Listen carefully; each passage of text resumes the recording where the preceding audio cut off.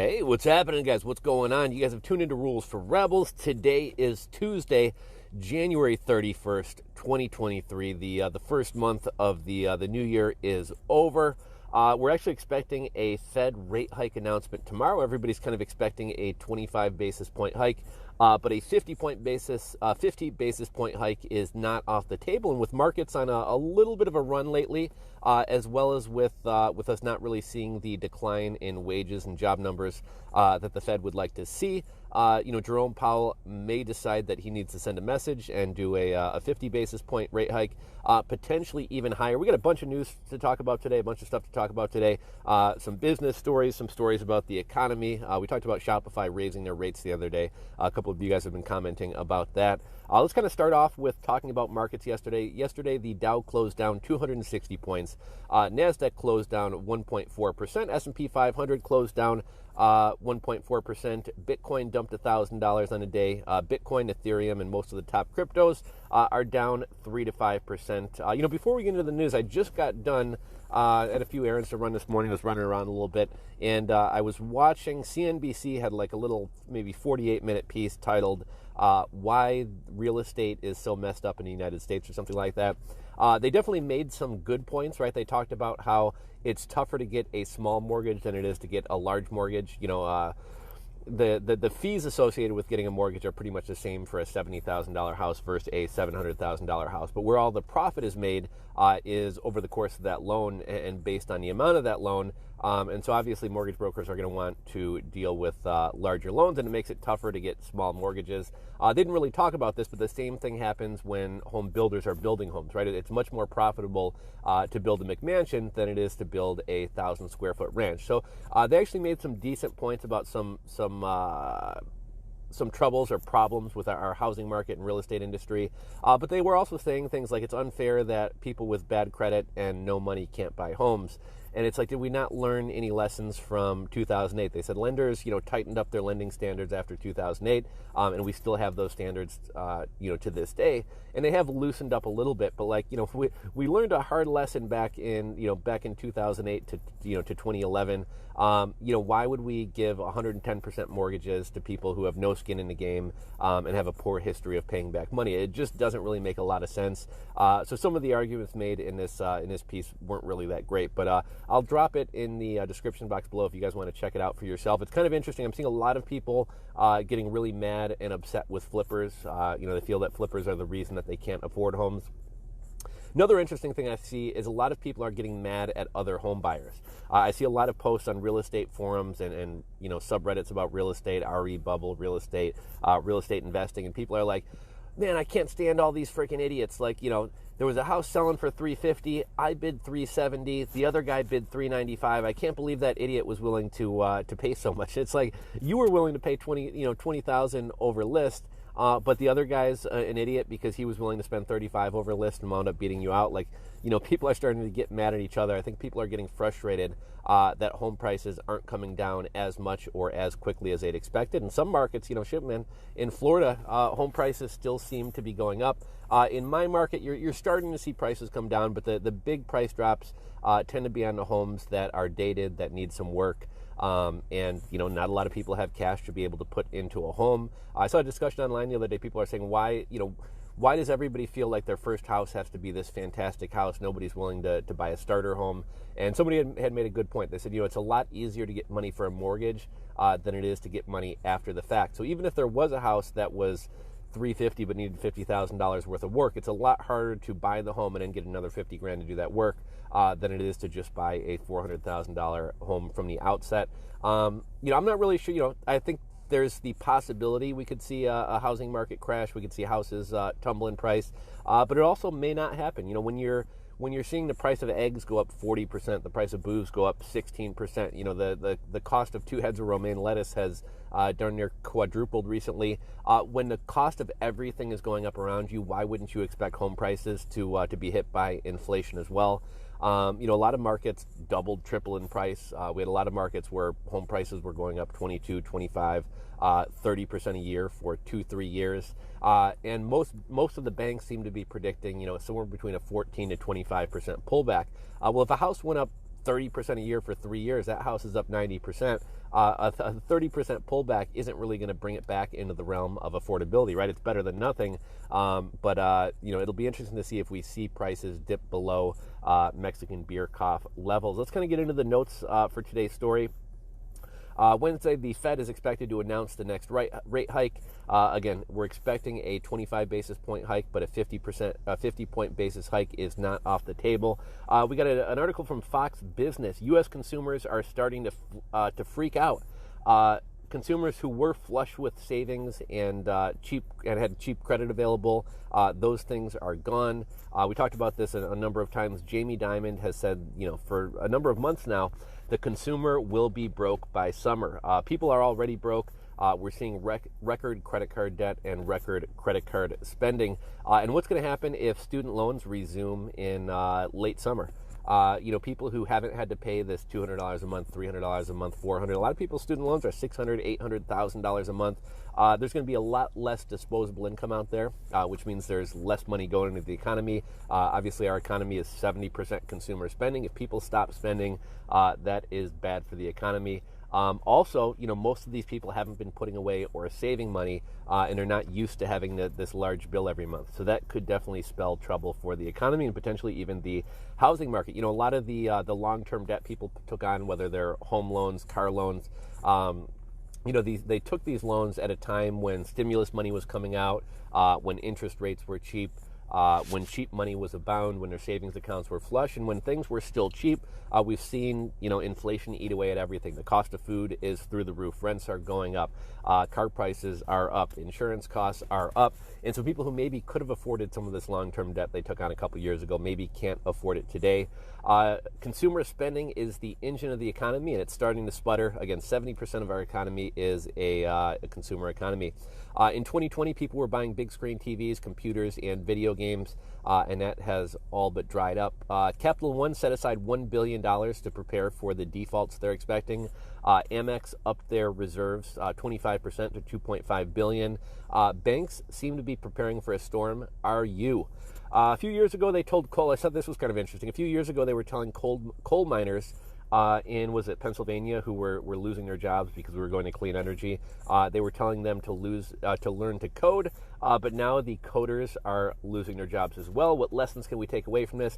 Don't be one-dimensional. Have different skill sets, and if you're young enough that you are starting a career or can kind of restart a new career, maybe you want to go into something where you have a practical skills, HVAC, plumbing, electric, masonry, become a contractor. These things are always going to be in demand, even if Facebook goes away and even if Snapchat goes away. Let's talk about layoffs. So far for 2023, we have 234 tech companies who have laid people off. Most of the news headlines are about tech companies.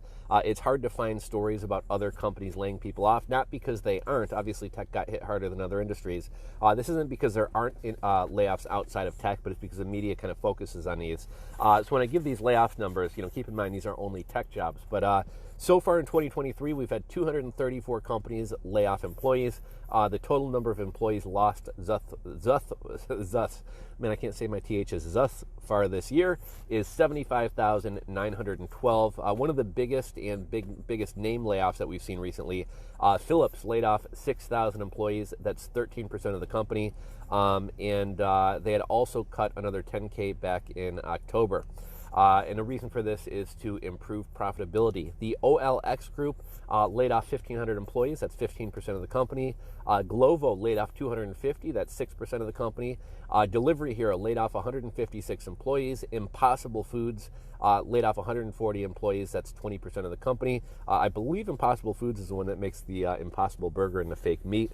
One thing that was kind of funny, even during the height of supply shortages, food shortages, during the Mexican beer cough, one thing that was still always on the shelves were the fake meat products. And going into an economy like this, seeing where the economy is heading, people don't necessarily have the luxury of buying overpriced fake meat. Chrono also laid off 65, which is 13% of the company. Saw an interesting article in The Atlantic yesterday. It was titled, "We're Already Living in the Metaverse." Kind of the point of the article, you guys can give it a read if you want, but kind of the headline of the article was, "Our constant need for entertainment has blurred the lines between fiction and reality." And it's kind of crazy when you think about it. Most of us are entertained 24 hours a day, right? We have our phones all the time. You know, there used to be a time when you were getting ready for bed, you'd have, you know, some peaceful, quiet moments to yourself to just kind of ponder life and think about things. Now most of us are on our phones until the second we go to sleep. It used to be, you know, when you're in the grocery store line or maybe waiting for a doctor's or dentist appointment, you know, maybe you'd read their shitty magazines, but, you know, you normally had a few minutes of downtime to just kind of sit and be silent and kind of think about things and kind of be in your head. And now, you know, we're playing some game on our phone, we're texting somebody, we're surfing the internet, or we're on social media. So I guess in a sense, we are already living in the metaverse. Article from the Wall Street Journal, U.S. consumer. Okay, so I think I had this note in here twice, but let's see if we got anything interesting to add. Wall Street Journal, U.S. consumers are starting to freak out, flush with savings. Okay, retail purchases have fallen in 3 of the past 4 months. So much for the busiest holiday season of the year. Remember back in November and December, this is the busiest holiday shopping season of the year, and I kind of called BS on that. And really nobody was kind of in my camp. Everybody was kind of saying, oh, no, it is the busiest shopping season of the year. We've seen for the past 3 of the past 4 months, sales numbers are actually down. Credit card balances are up 15% over the last year. And again, student loan payments may be coming back this summer. When restrictions were lifted initially back in, what was that, like 2021, maybe 2022, people rushed out to spend, flush with stimmy cash. Those days are over. And in this Wall Street Journal article, they had featured a tattoo artist who said people are canceling appointments left and right. You know, a lot of people who get very detailed tattoo work, they'll book multiple hour blocks of appointments, or they'll book a whole day long appointment. This guy had said on one particular day, he had 15 appointments, and literally every single one of these appointments wound up being canceled. Let's see, what do we have here? There was an interesting comment on this article. It said, "Peace and prosperity ended with 15 days to flatten the curve. From that day forward, essentially everything resembles a dystopian movie plot." And right, like, nothing has really bounced back since the start of the Mexican beer cough. You know, society is more divided. I think people have a much less positive outlook on the economy and the world and just kind of life in general. That kind of really shook up how we live, how we work, our priorities. And I think even still, you know, 3 years in, people are kind of still trying to figure things out. Bloomberg had another article about people making $100,000 a year living paycheck to paycheck. 64% of consumers are living paycheck to paycheck at the end of 2022, according to a study by Payments.com and a survey by Lending Club. That's a 3% increase from a year earlier. And I believe we saw an article the other day that said that number is up to 74%. So 74% of Americans are living paycheck to paycheck. Kind of bouncing back to that CNBC video I talked about at the beginning of this video, they had 2 stats that I thought were kind of interesting. I think they said it takes, on average, 8 years for somebody to save up a 3% down payment for a house, and 30 years to save up a 20% down payment for a house. That seemed a little bit inflated to me, but you know, that's what they were reporting. Let's see, we have 8 million people earning over $100,000 who still report living paycheck to paycheck. And, you know, I'm definitely in the camp of staying, you know, outside of a couple markets in the country, outside of you having 8 kids, or outside of you having some very bad, very expensive medical conditions. You know, if you're making 6 figures and you're living paycheck to paycheck, I think you have more of a spending problem than an earning problem. However, at the same time, $100,000 is no longer what it was in the past, even just like 3-4 years ago. You know, everything is costing more, and whereas somebody making $100,000 could have lived a very comfortable upper middle class life just a couple years ago, not that they're scraping by, but it's not nearly as comfortable of a life as it is today as it was back then. And then, you know, with that being said, think about how much harder it is for the guy earning $55,000 a year. Another Fox Business article, Americans are delaying retirement. They're taking on jobs and relying on gig work. Most people have no money saved up for a $400 emergency, let alone retirement.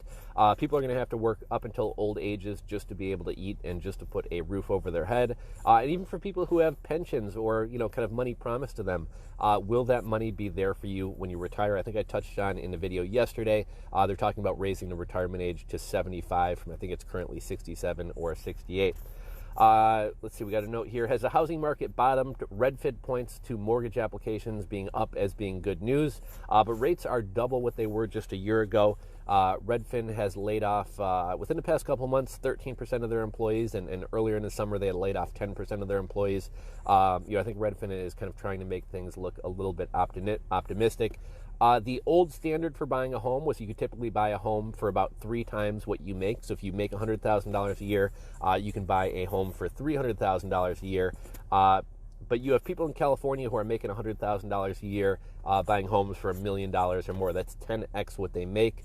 If you think about it, the average household makes $57,000 a year.